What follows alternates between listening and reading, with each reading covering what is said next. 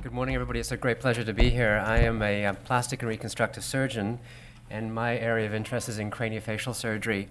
The remit that I've been asked to discuss today relates to the craniofacial findings, and the disclosure that I would have, and this is something I've done fairly extensively in consulting with a number of colleagues, is that most of us don't have a lot of experience in managing LDS from a craniofacial point of view, and I'll probably explain why in a few minutes.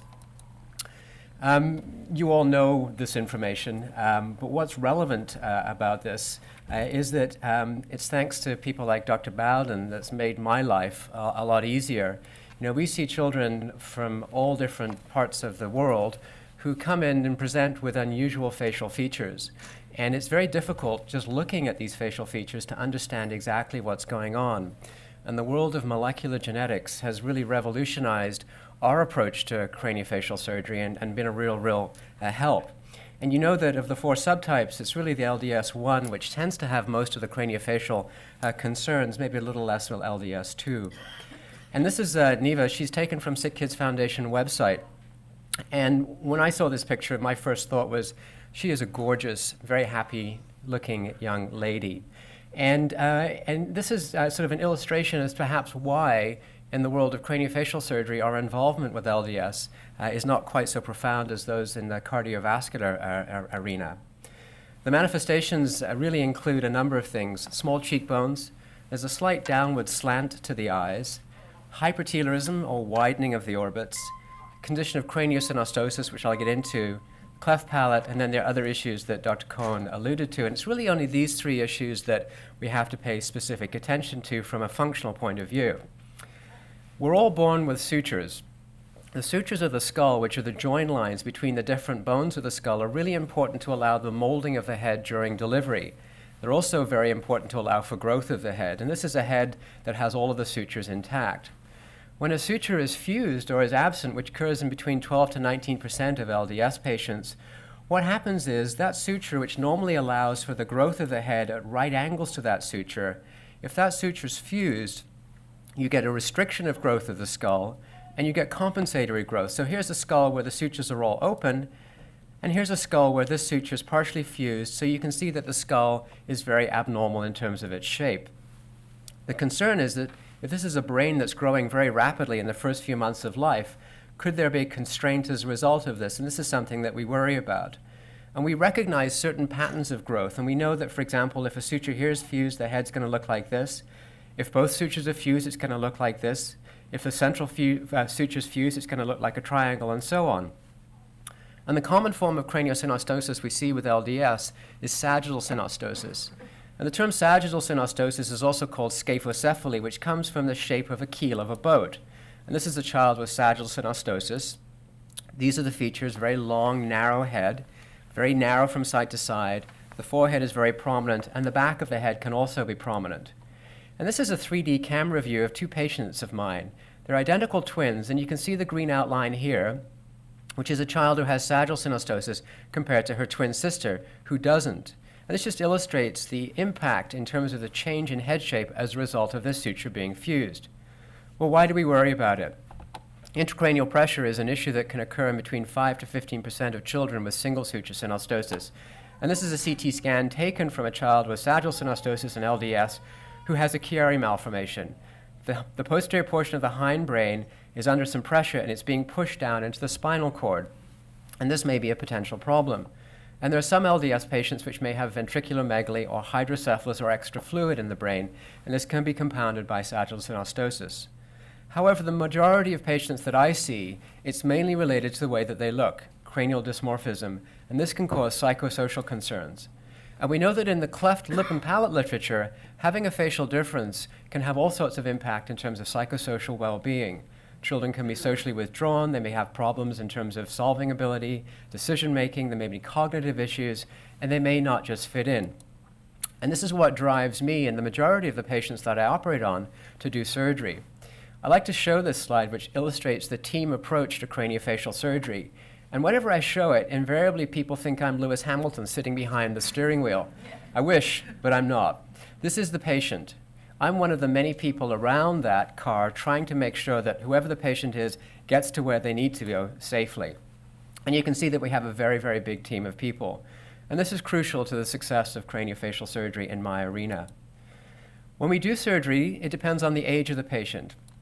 If we can capture these patients young, under 6 months of age, we can do an operation which involves removing the suture that's fused, and here's a CT scan afterwards, making some cuts in the bone and allowing the brain to actually form the shape of the head in a more natural fashion, and we help guide that with a molding helmet. It's a very, very effective way of operating on our children. For children over 6 months of age, the brain growth is slowed down, the bone's too thick, and it doesn't allow us to do that remodeling physiologically, so we literally have to take the skull, disassemble it, and then reassemble it. And as you can imagine, this is a very big operation. And these are those twins that I showed you, and here they are before surgery, and here the two twins are after surgery, demonstrating the impact of that surgery, and they're virtually identical, which is very, very good to see. This is an example of a child over a 10-year period with sagittal synostosis before and then after surgery. And I have this saying in my clinic in terms of passing the supermarket test. If you walk past him in a supermarket, would you be drawn to any form of craniofacial dysmorphism? And I would hope not, and this is really the goal of treatment. Having said that, the number of patients that I've seen with LDS is fairly low, less than 5. The number of patients that I've actually operated on for craniosynostosis with LDS is 0. And I think that's perhaps a good thing because, as I said, the craniofacial dysmorphism that we see with this condition may not be that severe. Hypertelorism is something else that we notice in children with LDS, and this is essentially an increased distance between the eyes. And you can see it quite nicely on the CT scan here. This is also associated with a small jaw. And actually, having a slightly increased distance between the eyes is considered to be an attractive trait. And just so that you don't think I'm being sexist, these are some examples of very attractive Hollywood icons who, if you measure them out, have a slight degree of hypertelorism. It can be of varying degrees. It can be mild, moderate, or severe. And surgical reconstruction for this is quite a large undertaking. In my hands, it requires very careful preoperative planning with CT scans. We have the opportunity at this hospital to actually take the CT scan and make a three-dimensional model. So literally, I can do the surgery on the model, practice the surgery, and then make sure that all of the kinks and wrinkles are sorted out before we actually do the surgery on the patient. And this involves a lot of planning. And essentially, this is one of many techniques, literally cutting around the eye sockets, removing some bone in the middle, and then moving the eye sockets together. And in general, this is an operation we only really do for severe hypertelorism and in children over the age of 7 so that we don't cut through the teeth which may be embedded in the upper maxilla. Here's a young girl who has hypertelorism, not an LDS patient. Here's her CT scan, here's the surgical plan. And then here she is after she's had her surgery. And again, I would hope that she's now got to that point of being able to walk in an outdoor environment and not draw attention to her facial dysmorphism. And then the final feature that we need to think about is the cleft of the palate. You saw some pictures earlier. This is a bifid uvula, and this indicates that there may be a submucous cleft. Now, the palate is most important for the purposes of speaking. And if I was to stand here and have a lot of air escape through my nose, but because my palate's intact, you can understand what I say. And this has huge social implications for people. If you meet somebody who has hypernasal speech, many people automatically denigrate their level of intelligence because of the way they communicate. So with a person like this, who's obviously an adult who has a submucous cleft palate, he's probably got to where he is in life and not had speech issues. But when we see cases like this where there's an overt cleft palate, this is something that will require some surgical attention.